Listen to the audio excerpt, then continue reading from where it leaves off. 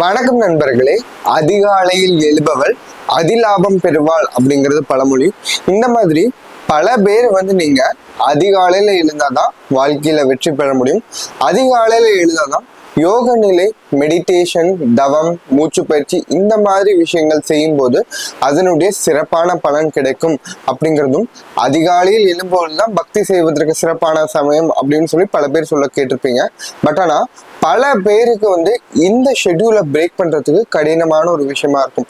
இந்த வீடியோ பதிவுல ஏன் அது கடினமா இருக்கு, இப்ப அதிகாலையில எழவில்லை என்றாலும் நம்மளுடைய வாழ்க்கையில நம்ம எப்படி சிறப்பாக இருக்க முடியும், அதிகாலை எழுவதற்கான கஷ்டம் நம்ம பட வேண்டியதில்லை, மற்ற டைம்லயே நம்ம அதற்கான பலனை, ஈக்குவலண்டான பலனை அனுபவிக்க முடியும் அப்படிங்கறத பத்தி தான் இந்த வீடியோ பதிவுல அறிவியல் பூர்வமாக பார்க்க போறோம். ஸோ ஃபர்ஸ்ட் நம்மளால ஏன் அதிகாலையில எழுறதுக்கு நம்ம முயற்சி பண்ணும்போது அது முடியல அப்படின்னு பாத்தீங்கன்னா, இது நம்மளுடைய உடல் பயாலஜிக்கல் கிளாக் அதுக்கேற்ற மாதிரி செட் ஆயிடும். First point. இப்ப நிறைய விஷயங்கள் சம்ஸ்காரம் இல்ல டீப் ரூட்டட் பேட்டர்ன்ஸ் இல்ல ஆழமான பதிவுகள் அப்படின்னு சொல்றாங்க இல்லைங்களா. இதனுடைய அர்த்தம் என்ன அப்படிங்கறத நம்ம ஃபர்ஸ்ட் புரிஞ்சுக்கோம். இப்ப இந்த டீப் ரூட்டட் பேட்டர்ன் சம்ஸ்காரம் அப்படின்னா, ஒரு விஷயத்த நீங்க செய்றீங்க, இப்ப அதிகாலையில் எழணும் அப்படின்னு நீங்க நினைக்கிறீங்கன்னா இது வெறும் மனதினுடைய டெசிஷன் கிடையாது. ஜஸ்ட் நான் மைண்ட்ல நான் லேட்டா எந்திரிக்கணும்னு நினைக்கிறேன், அதனாலதான் எனக்கு இப்படி ஆகுது, நான் ஜஸ்ட் மைண்டை ஷிஃப்ட் பண்ணிட்டா நான் அதை சீக்கிரமா எந்திரிக்க முடியும் அப்படிங்கிறது கிடையாது. சம்ஸ்காரம் அப்படின்னா அது மைண்டையும் தாண்டி பிசிக்கல் பாடி, உடல் அளவிலையும் தன்னுடைய மாற்றத்தை ஏற்படுத்தியிருக்கும். ஸோ மைண்டை நம்ம இந்த செகண்ட்ல நான் நாளைக்கு நான் 10 மணிக்கு காலையில எந்திரிப்பேன் அப்படிங்கிறத நாம உடனே அடுத்த நிமிஷம் நாளைக்கு காலையில நான் 4 மணிக்கு எந்திரிப்பேன் அப்படின்னு நம்ம மாத்திக்க முடியும். மைண்டை இமீடியட்டா நம்ம சேஞ்ச் பண்ண முடியும், கன்வின்ஸ் பண்ண முடியும். ஒரு யூடியூப் வீடியோ பார்த்து உங்களோட மோட்டிவேஷனை நம்மளால மாற்ற முடியும். பட் ஆனா இந்த உடல் மாற்றம் ஏற்படுவதற்கு, இந்த பிசியாலஜிக்கல் சேஞ்ச் ஏற்படுறதுக்கு பாத்தீங்கன்னா பல நாட்கள் பிடிக்கும். இதனாலதான் நிறைய பேர் அவங்களுடைய கோர்ஸ் 21 நாள் கோர்ஸ், 48 நாள் கோர்ஸ், 1 மண்டலம் பண்ணுங்க, 3 மண்டலம் பண்ணுங்க அப்படின்னு சொல்லி உங்களுக்கு சொல்றாங்க. மினிமம் யூஸ்வல் இந்த கான்செப்ட் ஆஃப் 48 days எந்த ப்ராக்டிஸா இருந்தாலும் சொல்றதுக்கு என்னன்னா, முக்காவாசி ப்ராக்டிசஸ் அது வெறும் மைண்ட் ரிலேட்டட் கிடையாது, அது மைண்டையும் தாண்டி பிசியாலஜிக்கல் லெவல், உடல் அளவில் மாற்றத்தை ஏற்படுத்திருக்கு. மைண்டை நம்ம மாற்றம் பண்றதுக்கு ஒரு நிமிஷத்துல நம்ம பண்ணிக்கலாம். பட் ஆனா இந்த பிசியாலஜிக்கல் சேஞ்சை மாற்றம் பண்ணணும் அப்படின்னா நீங்க மினிமம் 48 days பண்ணணும் அப்படிங்கிறதுக்காக இந்த ஒரு மண்டலம்ங்கிற கான்செப்ட் வந்துச்சு. அதுவுமே ஒரு மண்டலம் பண்ணும்போது நீங்க அப்ப சூட்டபிளா இருக்கும். அது ஒரு லைஃப் ஹேபிட்டா மாறும்போது பாத்தீங்கன்னா உங்களுக்கு மினிமம் ஒரு 3 மண்டலம் 90 to 150 days அளவுக்கு நீங்க பண்ணும்போது அது உங்களுடைய என்டையர் லைஃப் பேட்டர்னா மாறதுக்கான வாய்ப்பு இருக்கு. இது ஒரு விஷயம். பயாலஜிக்கல் கிளாக், இந்த சர்க்காடியம் ரிதம் அப்படின்னா என்னன்னு பாத்தீங்கன்னா, உங்களுடைய ஹார்மோனுடைய ரிலீஸ், அது மட்டும் இல்லாம உங்களுடைய அலர்ட்னஸோட லெவல், அது மட்டும் இல்லாம உங்களுடைய பிசிக்கல் பெர்ஃபார்மன்ஸ் எல்லாமே அந்த டைமிங்க்கு ஏற்ற மாதிரி தான் செட் ஆயிருக்கு. ஃபார் எக்ஸாம்பிள், நீங்க நைட் 9 o'clock இல்ல 8 o'clock படுத்துட்டு காலையில நீங்க 4 மணிக்கு எந்திரிச்சிருப்பீங்க ஃபர்ஸ்ட் இந்த மோட்டிவேஷன் ட்ரை பண்ணி. பட் ஆனால் 4 மணிக்கு எந்திரிச்சு இவ்வளவு நேரம் 8 மணி நேரம் தூங்கியும் பாத்தீங்கன்னா 4 மணிக்கு காலையில உங்களுடைய அலர்ட்னஸ் லெவல், விழிப்பு நிலை பாத்தீங்கன்னா கம்மியா இருக்கும், தூக்கம் வர மாதிரியே தான் இருக்கும். அது மட்டும் இல்லாம உங்களுடைய பிசிக்கல் பெர்ஃபார்மன்ஸ், 4 மணிக்கு நீங்க எந்திரிச்சு செய்யக்கூடிய வேலை பாத்தீங்கன்னா ஃப்ரெஷ்ஷா இருக்கு, டிஸ்டர்பன்ஸ் இல்ல, ஜாஸ்தி வேலை தான் செஞ்சிருக்கோம். பட் ஆனால் நம்ம ஜாஸ்தி வேலை செய்ய முடியாது. 4 மணில இருந்து 5 மணிக்கு வேலை செஞ்சதுக்கு அப்புறம் 5 மணிக்கு திரும்ப தூக்கம் வருது, நம்ம ஜஸ்ட் ஒரு 5 நிமிஷம் படிச்சு ரெஸ்ட் எடுக்கிறோம், எந்திரிச்சு பார்த்தா திரும்ப 7 மணிக்கு ஆயிடுது. ஸோ இந்த விஷயங்கள் எல்லாமே பாத்தீங்கன்னா நம்ம பாடியில அதுக்கேற்ற மாதிரி செட் ஆயிருக்கு. யூஸ்வலா ஹார்மோன்ஸ் எல்லாம் பாத்தீங்கன்னா கார்டிசால் ஹார்மோன்ஸ்லாம் பாத்தீங்கன்னா ஏர்லி மார்னிங்ல தான் சுரக்குது. அது நம்மளுடைய அலர்ட்னஸ் லெவல், நம்ம ராத்திரியில ரொம்ப நேரம் முடிச்சிருக்கும் போது நம்மளுடைய கார்டிசால் லெவல் அதிகமாகுதுன்னு சொல்றாங்க. பட் ஆனா உங்களுடைய ஸ்லீப் சைக்கிள் செட் ஆனதுக்கு ஏற்ற மாதிரி நம்மளுடைய ஹார்மோன் லெவல்ஸும் இத்தனை வருடங்களாக அது ஆல்ரெடி செட் ஆயிருக்கும். ஸோ அதனால நம்ம ரொம்ப அதை மாத்தி கஷ்டப்படுத்தி ஃபிளக்சுவேட் பண்ண வேண்டிய அவசியம் இல்லை. இது முதல் ரீசன். ரெண்டாவது ரீசன் பாத்தீங்கன்னா, பல வகையான successful people like Mark Zuckerberg, யூகேயினுடைய பிரதமரான வின்ஸ்டன் சர்ச்சில், வாரன் பஃபெட், இந்த மாதிரி பல மக்கள் பாத்தீங்க அப்படின்னா வாழ்க்கையில லேட்டா எழக்கூடியவங்க இருக்காங்க. மார்க் ஜுகர்பர்க் 10 மணி வரைக்கும் எந்திரிச்சிட்டு இருக்காரு, இப்பெல்லாம் 8 மணிக்கு எந்திரிக்காங்க அப்படின்னு சொல்லி போட்டிருக்கு. ஸோ அது மட்டும் இல்லாம வின்ஸ்டன் சர்ச்சில் அவர்கள் பாத்தீங்கன்னா அவரும் எந்திரிச்சிட்டு மதியம் வரைக்கும் பாத்தீங்கன்னா அவருடைய வேலையை பெட்ல இருந்துதான் செய்வாராம். வாரன் பஃபெட்டும் பாத்தீங்கன்னா அவரும் அரௌண்ட் 7 மணிக்கு தான் எந்திரிப்பாராம். ஸோ இந்த மாதிரி எல்லாருமே நிறைய இந்த மாதிரி லட்சக்கணக்கான பேரை வந்து நம்ம உதாரணமா சொல்ல முடியும். யாரு வந்து தங்களுடைய வாழ்க்கையில வந்து அதிகாலையிலும் இல்லாமல் நார்மல் ஒரு 7, 8 அந்த மாதிரி டைம்ல எந்திரிச்சும் அவங்களுடைய வாழ்க்கையில சக்சஸ்ஃபுல்லா இருக்காங்க அப்படிங்கறத நம்ம சொல்ல முடியும். பிளஸ் இந்த டைம்ல நீங்க மார்னிங்ல எந்திரிக்கிறதுக்காக நீங்க ட்ரை பண்ணி உங்களுடைய ஸ்லீப் சைக்கிள் வந்து டிஸ்டர்ப் ஆயிடுச்சு. ஃபார் எக்ஸாம்பிள் இப்போ நீங்க நைட் வந்து 9 மணில இருந்து 12 மணி வரைக்கும் செய்ய வேண்டிய வேலை இருக்கு, ஒரு 3 மணி நேரத்துக்கான வேலை இருக்கு. பட் ஆனால் நீங்க தூங்கிட்டீங்க. ஸோ மார்னிங் செஞ்சுக்கலாம், 4 மணிக்கு செஞ்சுக்கலாம்னு வந்து நீங்க ட்ரை பண்றீங்க. பட் ஆனால் நீங்க அந்த டைமும் டயர்ட் ஆகி தூங்கிட்டீங்க, உங்களுடைய பெர்ஃபார்மன்ஸ் குறைஞ்சுன்னா உங்களுடைய வேலை வந்து பெண்டிங் ஆயிடும். ஸோ அப்போ வந்து நிறைய பேருக்கு வந்து இது வந்து இந்த ஒரு 48 டேஸுக்கு இந்த எக்ஸ்ட்ரா டைமை கொடுத்து இந்த ரிஸ்க் எடுக்கிறதுக்கான ஆப்பர்ச்சுனிட்டி அப்படிங்கிறது கிடையாது. அது மட்டும் இல்லாம அந்த டைம்ல உங்களுடைய தூக்கம் வந்து டிஸ்டர்ப் ஆகும்போது உங்களுடைய கிரியேட்டிவிட்டி வந்து பாதிக்கும், உங்களுடைய மெமரி வந்து பாதிக்கும், உங்களுடைய டெசிஷன் மேக்கிங் கேப்பபிலிட்டிஸும் பாதிக்கும். ஒரு விஷயம்.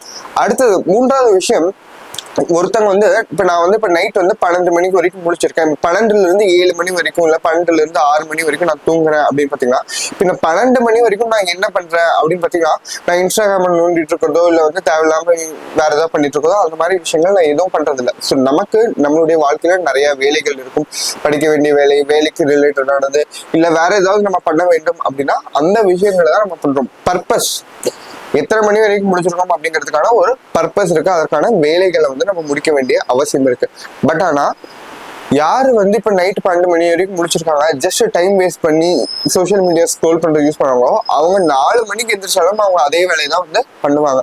ஸோ இதனால 4 மணிக்கு எந்திரிச்சு நம்ம வந்து அவங்களுடைய வாழ்க்கை இதனால இந்த ஒரு விஷயத்தினால சேஞ்ச் ஆகும் அப்படிங்கறத சொல்ற சரி கிடையாது. ஒரு விஷயம்.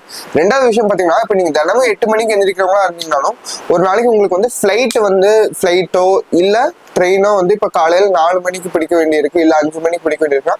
அதற்கான தினத்துல வந்து பாத்தீங்கன்னா அலாரம் ஒரு தடவை அடிச்ச உடனே வந்து நீங்க இமீடியட்டா வந்து எந்திரிச்சிருவீங்க. ஸோ இதுக்கு முக்கியமான ரீசன் என்ன, அதற்கான பர்பஸ் அப்படிங்கிறது இருக்கும்போது பார்த்தீங்கன்னா உங்களுக்கு எந்த விதமான தூண்டுதலும் தேவையில்லை. உங்க பாடி, உங்களுடைய மைண்ட் எல்லாமே வந்து அதை புரிஞ்சுக்கும். அந்த டைம்ல உங்களை ஆட்டோமேட்டிக்கா எழுப்பி விட்டுரும். ஸோ இது வந்து ஒரு முக்கிய விஷயம். பர்பஸ் இல்லாம வந்து நம்ம எந்த பர்பஸ்க்காக எக்ஸாக்டா வந்து நம்ம 4 மணிக்கு எதிர்க்கோம் இல்ல 3 மணிக்கு எதிர்க்கோம்.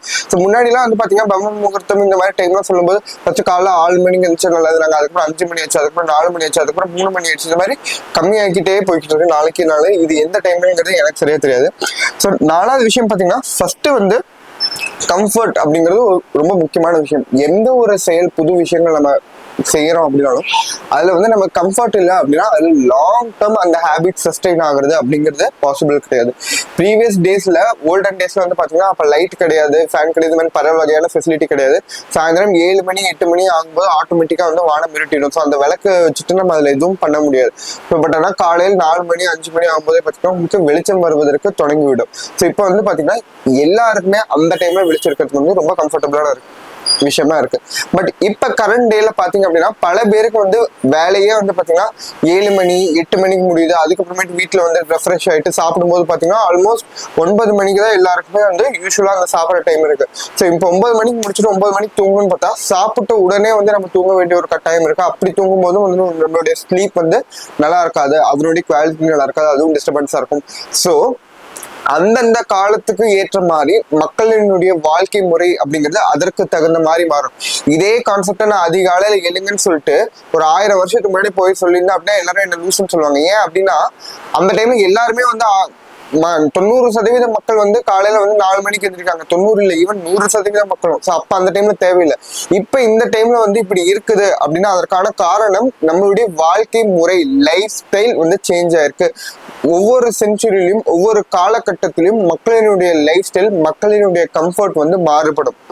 அதற்கேற்ற மாதிரிதான் நம்மளுடைய வாழ்க்கை முறையை அமைச்சிருக்குமே தவிர 1000 வருஷத்துக்கு முன்னாடி இருக்கிறது இந்த காலத்துக்கு செட் ஆகுமா, செட் ஆகி கொண்டால் அதை வந்து நம்ம பார்த்துக்கலாம். அதுதான் வந்து பழையன கழிதலும் புதியன புகழ்தலும். அது வந்து என்னது, வலுவல்ல, அது வந்து தப்பு கிடையாது, அது வந்து வாழ்க்கை நடைமுறையே வந்து அதுதான் அப்படின்னு வந்து சொல்றாங்க. ஸோ இதுல வந்து முக்கியமான விஷயம் நான் ஃபைனலா சொல்லக்கூடிய பாயிண்ட்ஸ் வந்து உங்களுடைய உடலை வந்து நீங்க கவனிங்க. உங்களுடைய ஓன் ரித்தம் ஆல்ரெடி என்ன இருக்கு, ஆல்ரெடி உங்க பயாலஜிக்கல் கிளாக் என்ன செட் ஆயிருக்கோ அதுக்கேற்ற மாதிரி நீங்க போங்க. அது மட்டும் இல்லாம ஒரு சைஸ் எல்லாரும் இந்த டைம்ல எந்திரிக்கவங்க மட்டும்தான் வெற்றி பெற முடியும், மற்ற டைம்ல எந்திரிக்கவங்க வெற்றி பெற முடியாது அப்படிங்கிறது கிடையாது. சக்சஸுக்கு வந்து பல வகையான வழிகள் இருக்கு. எல்லா டைம்ல எந்திரிக்கவங்களும் வெற்றி பெறுவதற்கான வாய்ப்பு இருக்கு. யோகியா இருக்கிறவன் அப்படின்னு பாத்தீங்கன்னா அவன் வந்து இத்தனை மணி நேரம் தூங்கிட்டு இருக்க மாட்டான். நைட் வந்து 8 மணிக்கு படுத்துட்டு காலைல 4 மணிக்கு எந்திரிக்கா 8 மணி நேரம் தூங்குறனா அவன் யோகி கிடையாது. யோகி ஆகும்போது வந்து உங்களுக்கு ஆட்டோமேட்டிக்கா உங்களுடைய ஸ்லீப்பினுடைய குவாலிட்டியும் வந்து ஸ்லீப்பினுடைய குவான்டிட்டி அளவும் வந்து குறைந்து கொண்டே வரும். அப்ப வந்து பாத்தீங்கன்னா ஈவன் நீங்க நைட் வந்து 12 மணிக்கு படுக்கும் போதும் பாத்தீங்கன்னா உங்களுடைய காலையில 4 மணிக்கு முழிப்பு வந்து ஆட்டோமேட்டிக்கா வந்துடும்.